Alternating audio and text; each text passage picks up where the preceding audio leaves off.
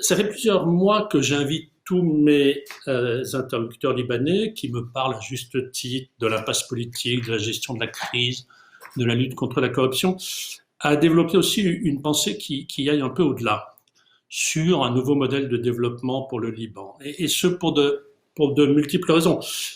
D'abord, on ne reconstruira pas le modèle d'hier, disons des 30 dernières années, qui a échoué. Il faut penser le Liban de demain. Même et surtout, en temps de crise, il faut penser long terme, donner une perspective à tous. Il faut nourrir le débat de politique économique, voire le débat politique tout court, d'ici à 2022. Dans l'indispensable négociation avec le Fonds monétaire international, il ne faudra pas seulement parler ajustement budgétaire, mais développement durable. Et enfin, je considère que le Liban est un État certes en faillite, mais pas un État failli, au sens qui mettent les économistes du développement, et il se doit donc d'avoir des débats de qualité. Les Libanais en sont parfaitement capables. La cible 1.3 c'est de mettre en place des mesures de protection, y compris des socles sociales. L'augmentation de la pauvreté qui a été, la crise sanitaire, la pénurie de certains matériels et médicaments poussent à réfléchir à cela. Il se trouve qu'on avait proposé d'aider le Liban à le faire. Un prêt de 246 millions de dollars avait été voté par son conseil d'administration en janvier. Il est toujours bloqué dans les méandres du Parlement et du gouvernement. Sauf erreur, seuls les bailleurs ont l'air de se préoccuper vraiment de cette situation. Proportion des dépenses publiques affectées aux services essentiels, comme éducation et santé. Je vous les donne, au Liban, 8-9% pour le premier sujet, 13% pour le second, contre, avant le défaut souverain d'il y a un peu plus d'un an, 38% pour les intérêts de la dette. Ces chiffres, à soi seuls, justifient la décision de défaut souverain de mars 20. Augmenter nettement le nombre de jeunes et d'adultes disposant des techniques et professionnels nécessaires à l'emploi. Le Liban va devoir plus que jamais produire sur place pour diminuer sa dépendance externe et moins exporter sa main-d'œuvre. Je dis là que nous, la France, nous sommes engagés dans un premier travail avec des institutions éducatives libanaises, des entreprises, pour le développement de filières de formation professionnelle et technique des jeunes dans divers secteurs.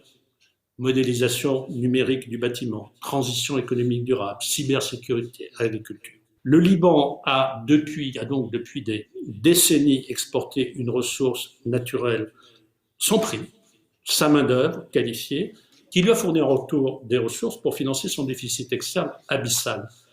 Comment ceci peut-il et doit-il fonctionner dans l'avenir? Comment, ma prédécesseuse en parlait, utiliser les ressources des remises des expatriés, de la diaspora, qui restent élevées, 7 milliards de dollars, soit entre un quart et un tiers du PIB. C'est dans les records mondiaux. Mesurer la proportion de déchets urbains solides régulièrement collectés. Et je rappelle que le Liban produit près de 1,5 million de tonnes de déchets solides urbains par an. Combien sont traités? Je sais que, bien sûr, que la question a déjà pris une tournure politique en 2015, mais le problème n'a pas changé de nature avec la crise financière. Et relisant ces objectifs de développement durable des Nations Unies, j'ai vraiment été frappé de voir que c'est le sujet, les déchets, le plus référencé dans ceci, sous l'angle d'éviter l'immersion que fait le Liban en Méditerranée, d'avoir une gestion rationnelle, de produire moins ou de recycler. Où en est le Liban sur toute cette thématique? Assurer l'accès de tous à un logement et des services de base à un coût abordable. La question du logement est normalement au cœur des débats de politique publique. Et elle est réapparue après l'explosion du port. Laissez-moi simplement vous dire là que nos acteurs du logement en France, emmenés par notre ministère dit de la transition écologique, ont commencé à travailler avec l'ordre des ingénieurs et des architectes et les autorités compétentes sur cette question. Plus globalement, sur la planification urbaine, le lien entre la ville et le port de Beyrouth, une reconstruction plus sociale des quartiers touchés par l'explosion, voire, c'est une idée que nous lançons, la création d'une agence d'urbanisme pour le Grand Beyrouth. Ce sujet me permet d'aborder d'un mot la question du port. À bas bruit, la France travaille avec les autorités libanaises et avec la communauté internationale emmenée par la Banque mondiale sur de multiples sujets.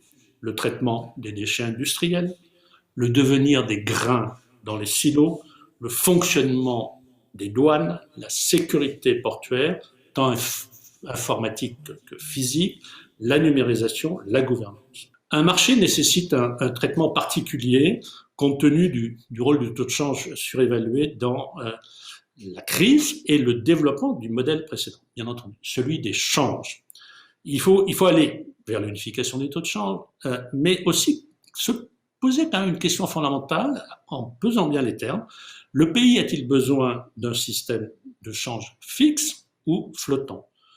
D'un côté, le change fixe, une discipline monétaire externe qui peut aider quand les hommes politiques ne comprennent pas, c'est arrivé en France. De l'autre, le change flottant, plus de flexibilité. Simplement, c'est qu'un pays riche de son capital humain, comme le Liban, ne peut pas en rester à des solutions simplistes et doit surtout, en année électorale, débattre des sujets dont débattent tous les pays, tous les électeurs. Le rôle de l'État, la réindustrialisation, l'insertion dans la mondialisation, la politique budgétaire, la politique fiscale, la politique monétaire, celle de change, les énergies renouvelables, la protection sociale, la politique de logement, que c'est.